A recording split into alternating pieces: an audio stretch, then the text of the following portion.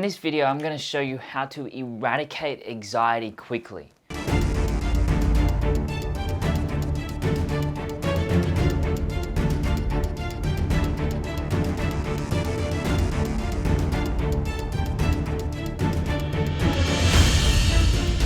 Now, everyone experiences anxiety at some point in life, and feeling anxious can be a normal part of many people's everyday situations. You might experience feeling anxious before speaking to a group or navigating heavy traffic, while others get nervous when flying or during confrontation. Maybe you experience anxiety in all of those situations. Feeling anxious in certain situations is normal, and because you are feeling anxious, that doesn't mean that you have anxiety. Let me be clear here in this. Anxiety is something you experience, not something you have. You don't walk around saying, I have happy or I have sad. In those examples, you would say, I am feeling happy or I am feeling sad. As soon as you say, I have something, you associate that with that's who you are, or you associate it with your identity. I've helped hundreds of men work through anxiety and depression, the two emotions that so often become labels to too many people. One important thing before this is to make sure that they identify themselves without it. Your thoughts become your reality. So if you're walking around saying, I have anxiety, guess what? You're going to make yourself think that you do. Then your body and your thoughts will respond to that. There is anxiety present, and you experience anxiety and you feel anxious in certain situations, but you don't have it. You have a name, but you don't have emotion. You experience emotions. Now, hope we're clear with that now. Anxiousness is very similar to fear, and it's common to have fear and anxiousness and other emotions all mixed up in the mix. You really only have two options when you're feeling anxious. You can use your anxiousness, or your anxiousness will use you. Now, to do that, you need to break your current habits and patterns and the stories that are attached to that feeling. We all have habits that we repeat and the stories we tell ourselves, and this develops our beliefs, both the empowering ones and the beliefs that limit us, the ones that keep us small. When you repeat these stories over and over again, and the more that you say something, the more true it becomes. Now that's the power of momentum. So when you use phrases like, I'm so overwhelmed or I'm so anxious, you're unconsciously training yourself to feel that way. Now it works the same way for everything. Those stuck in a negative feedback loop of limiting thoughts, stories, and beliefs can turn normal anxiety symptoms into more persuasive anxiety disorders. Now, it's imperative to break this cycle, and the sooner you can do it, the better. When you change your words and your stories, you change your life. Now, to be clear, the goal isn't to never feel anxious again, or any other emotion for that matter. It's all useful, otherwise it would be extinct. Now, anxiousness, like all emotions, are natural human emotions. And if you didn't feel those, you'd be a zombie. So many people are making themselves zombies without any help anyway. And so we're not here to wipe out the emotions. We're here to make them much healthier for you moving forward. Now, once you acknowledge your anxiety, you can deal with it and move on. I think it's important to talk about the mind-body connection here for just a moment. Now, if you've never heard of the mind-body connection, it means that our thoughts, our feelings, our beliefs, and our attitudes can positively or negatively affect our biological functioning. In simple terms, our minds can affect how healthy our bodies are. On the other hand, what we do with our physical body, what we eat, how much we exercise, and even our posture can impact our mental state, again, positively or negatively. So you can see there's a complex interrelationship between our minds and our bodies. Therefore, there should be no surprise that people who don't exercise are 60% more likely to have anxiety. If you are someone who experiences anxiousness often, there are a few practical steps that you can take to help with this. Eating healthy and exercising are vital ways to eliminate anxiety. Your body is the only place that you get to live. It's your home. Treat it well. Stop eating simple processed carbs like lollies and cereals, soft drinks and white bread. These cause a spike in your blood sugar, which can make you anxious. And this can also affect your sleep, and so you won't sleep that well and you'll just make the feelings worse. Load up on whole grains, on vegetables, on legumes instead, right? Those are more beneficial for you. Exercise is also key. I don't care what it is. Just find a workout that you enjoy and stick to it, even if it's just walking the dog. Exercising outdoors and taking in the fresh air has a huge anxiety reducing benefits.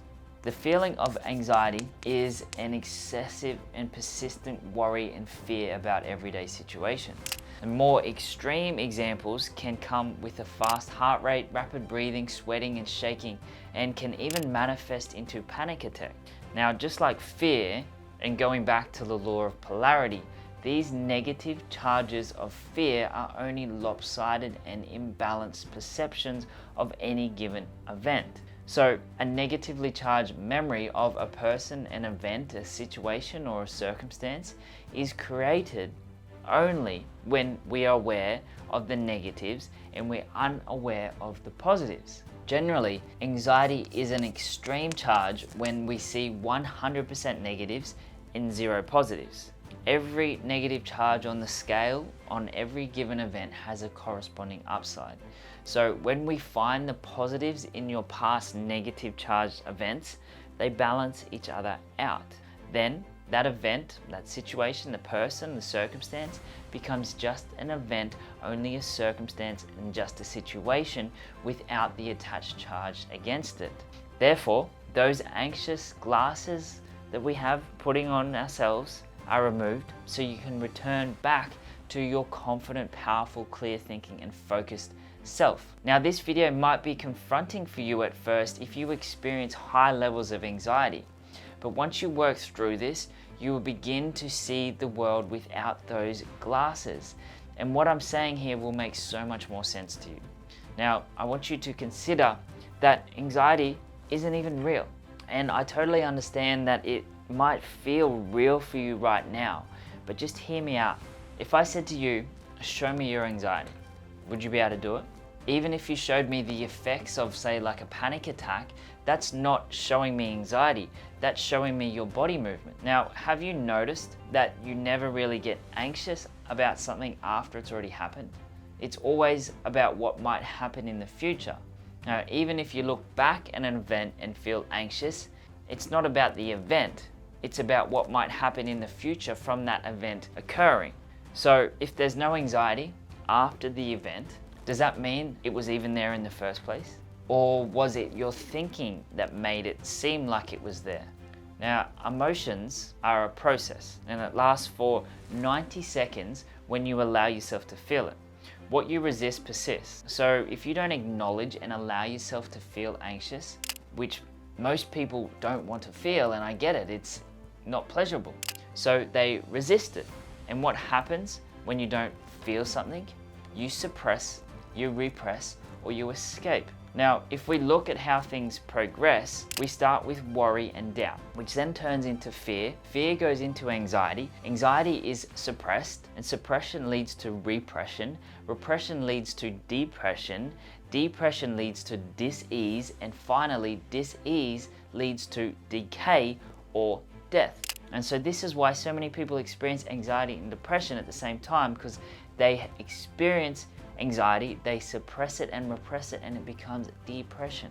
You know, if you have anxiety for a long time and long enough, it's fucking depressing. And it shows exactly how it happens, right? So the point of discussing all of this here is to show you that you have the power to change anything inside of you.